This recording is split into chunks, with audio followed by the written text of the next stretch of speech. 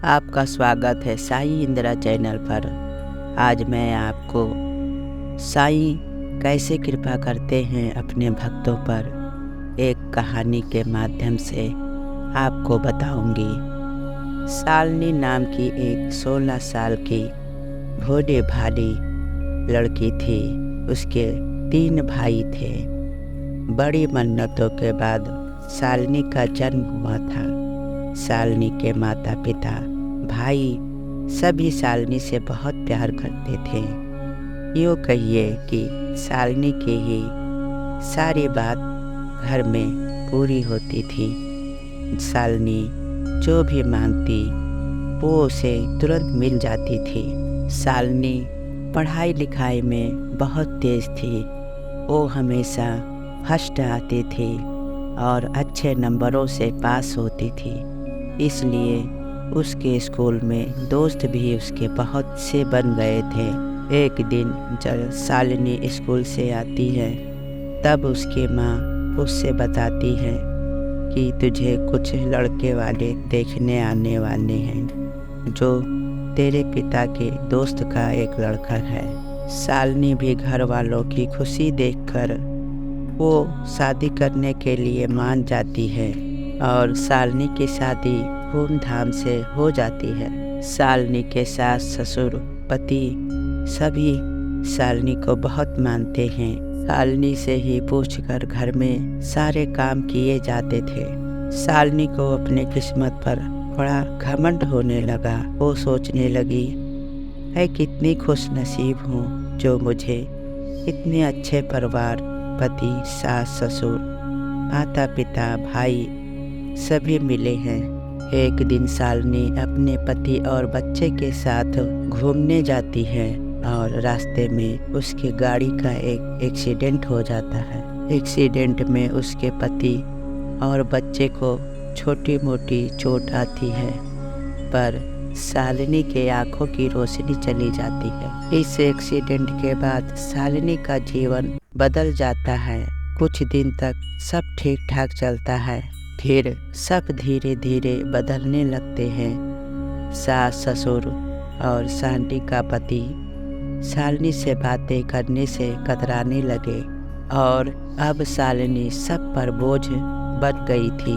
कोई उससे बात करने पसंद नहीं करता और शालिनी बहुत अकेला महसूस करने लगी। शालिनी के माता पिता, भाई सभी शालिनी से कतराने लगे।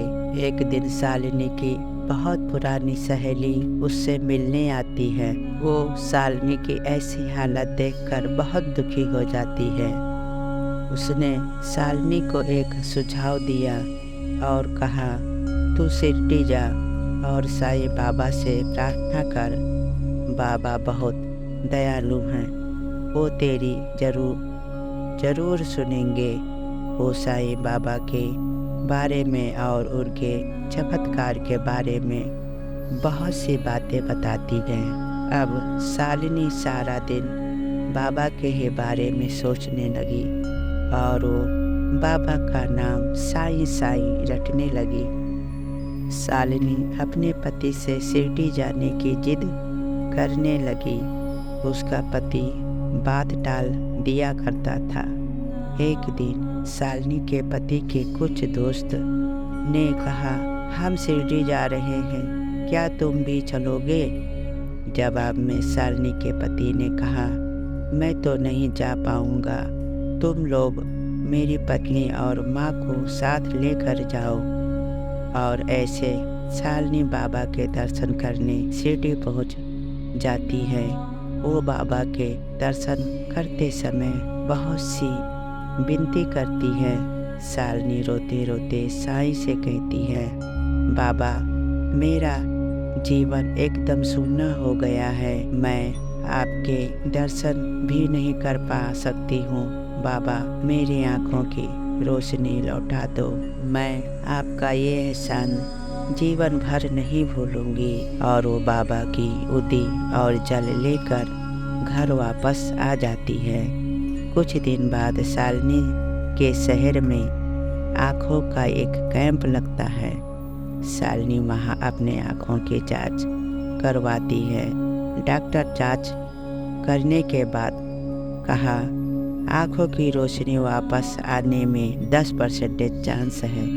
शालिनी के पास और कोई रास्ता न होने के कारण वो ऑपरेशन के लिए तैयार हो जाती है। अगले दिन शालिनी के आँखों का ऑपरेशन था। वो सुबह उठी और नहा धोकर बाबा की उदी और जल आँखों में लगाती है और वो अपने साथ बाबा का एक चित्र घर के पास लेकर जाती है। शालिनी को ऑपरेशन के लिए बेड पर लेटाया गया। शालिनी अपने साथ बाबा का चित्र लिए हुए थी। डॉक्टर ने चित्र देखते हुए कहा, क्या तुम साईं बाबा को मानती हो? शालिनी ने जवाब में कहा, जान से भी ज़्यादा बाबा मेरे सब कुछ हैं। डॉक्टर ने कहा, मैं भी एक साईं भक्त हूँ और वर्षों से बाबा को मानता हूँ।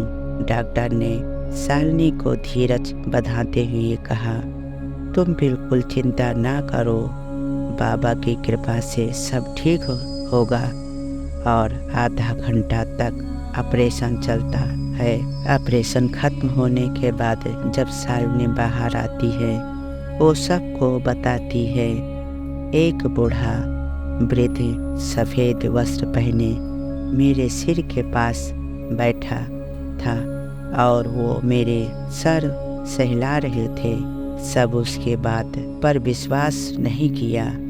एक सप्ताह के बाद शालिनी की आँखों की पट्टी खुलती है और शालिनी का ऑपरेशन सफल होता है और उसे हल्का हल्का दिखाई देने लगता है। और कुछ महीने बाद दवाई और उदी लगाने के प्रयोग से शालिनी की आँखें पूरी तरह ठीक हो जाती हैं। अब शालिनी का पूरा परिवार, सास ससुर, माता पिता, पति सभी साईं बाबा को मानने लगे। वो साल में एक बार शिरडी बाबा के दर्शन करने जाते और शालिनी का जीवन पहले जैसा था वैसा फिर हो गया। ऐसा कहते हैं ना, जब कोई नहीं आता मेरे साईं आते हैं। मेरे दुख के दिनों में वो बड़े काम आते हैं। जैसे साईं की कृपा शालिनी पर हुई, बाबा वैसे हम सब पर कृपा करे। ओम साईं राम।